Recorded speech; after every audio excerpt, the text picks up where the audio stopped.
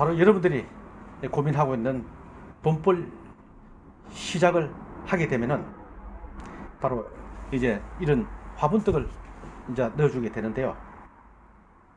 이때 우리가 주의해야 될 것이 있습니다. 물론 1월 달에 깨우건 2월 달에 깨우건 3월 달에 깨우건 그 여러분들의 환경에 맞춰서 하시면 되겠습니다. 꼭 2월 4일 날 입춘에 깨워야지 좋다, 이런 건 없습니다. 왜냐하면 사장님들이 계시는 그 지역에 따라서 다 다르기 때문에 그렇게 되고 있습니다. 저는 완전 남쪽을 제외하고는 거의 제가 교육하는 것은 거의 비슷하리라고 봅니다. 물론 1월 20일 대안에 깨우시는 분들도 있는가 하면은 2월 4일 입춘 때 깨우시는 분들도 있고요. 그 다음에 3월 6일 경칩 때 깨우시는 분들도 있습니다. 이것은 바로 우리 개화기에 맞춰서 깨우시게 되면 되겠습니다. 만약에 벚꽃꿀이나 돌배꿀이라든지 이런 꿀을 채취를 해야 됐다 그러면은 2월 4일 입춘을 전후해서 깨우시면 거의 그 시기가 맞으실 겁니다. 만약에 아가씨 유밀기에 포커스를 맞추겠다 그러면은 3월 6일 경칩을 전후해서 깨우는 게 맞다, 이렇게 봅니다. 만약 초심자 여러분들에게 한 가지 첨언을 한다면은 경험이 부족하신 분들은 늦게 깨우시는 게 도움이 됩니다. 동네 형님이 깨운다고 해서 그냥 같이 깨우다가 보면요, 자칫 실패할 수 있습니다. 왜? 내 벌이 약한지 강한지도 구별이 안 됩니다. 그러다 보니까 약한 벌도 같이 깨우다 보면은 저온으로 인해서 피해를 볼 수가 있습니다. 2월 달에 깨우는 것보다는 3월 달에 깨우는 것이 훨씬 더 실패할 확률이 적다는 것입니다. 즉 성공률이 높다는 것입니다. 그래서 따뜻하게 외부 온도가 좋을 때 깨울수록 덕이 된다는 것 여러분들 아시고요. 너무 조급한 마음으로 일찍 깨우시면은 오히려 더 해를 본다는 것 알고 계셔야 됩니다. 자, 이렇게 해서 봄볼 시작을 할 때 화분떡을 삽입을 하게 됩니다. 이때 화분을 싸고 있는 비닐로 이건 절대 벗기지 말고 이렇게 싸두셔야지 건조가 되지 않으면서 벌들이 잘 몰고 가게 되고, 또 이 비닐을 펴가지고 덮게 되면은 하나의 비닐 개포 역할을 해서 보온하는 데도 큰 도움이 됩니다. 자, 이때 화분떡을 넣어줄 때 주의해야 될 점이 있습니다. 화분떡을 미리 따뜻한 방에 두셔서 숙성을 시켜서 이렇게 바로 벌에게 줘야지 차지도 않고 말랑말랑해서 벌이 잘 가져가게 되겠죠. 만약에 컨테이너 속에나 텐트 속에 두셨다가 그 찬 얼음장 같은 거를 또 벌통 안에 넣어주게 된다면은 벌이 물어가지 않을 뿐만 아니라 벌통 내부에 온도가 내려가서 육아에 굉장히 지장이 된다는 거죠. 이는 깨우는 것이 아니라 하나의 해가 됩니다. 그래서 양봉장에 전기만 있다면은 이런 전자레인지를 이용해서 이렇게 한 서너 개를 넣고요, 한 4분 내지 5분만 돌려주게 되면은 화분떡이 따뜻하게 알랑말랑하게 됩니다. 이렇게 해서 벌통 안에 넣어주면은 금방 벌이 확 붙어버립니다.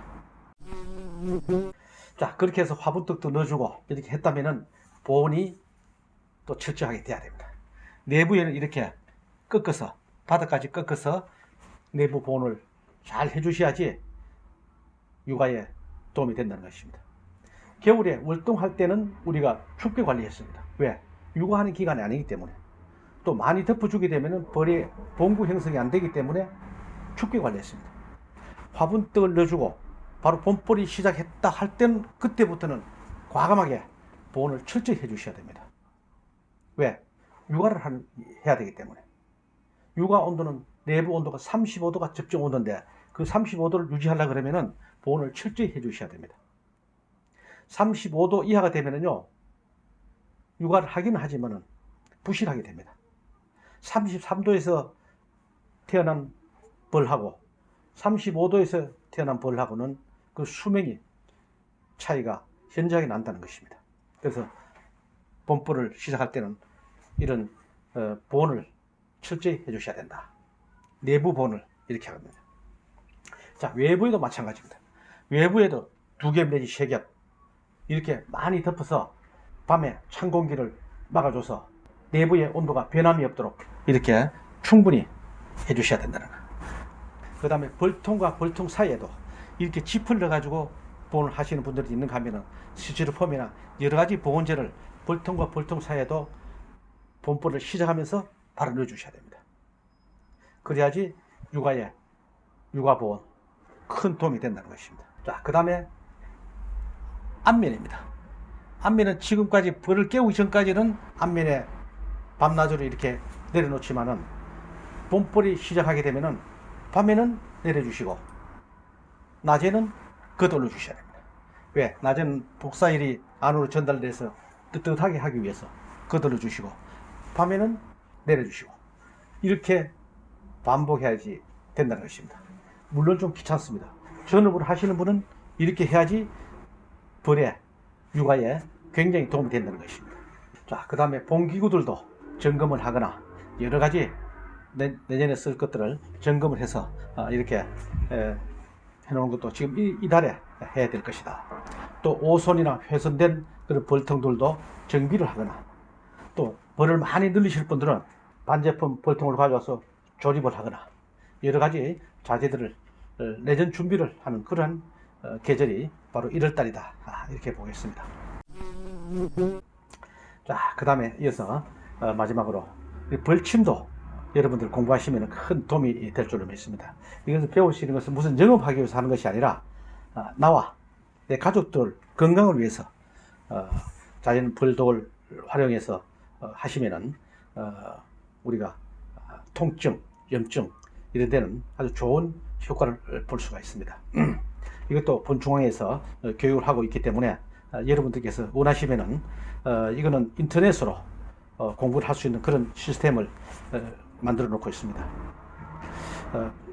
어차피 여러분들께서 벌을 기르시기 때문에 이 벌을 가지고 활용을 하시면은 여러모로 도움이 된다. 이렇게 보겠습니다. 양봉도 좋지만은 여러분들 건강이 먼저입니다. 코로나19가 이렇게 창궐 하고 있는 이때 여러분들 건강 조심하시고요.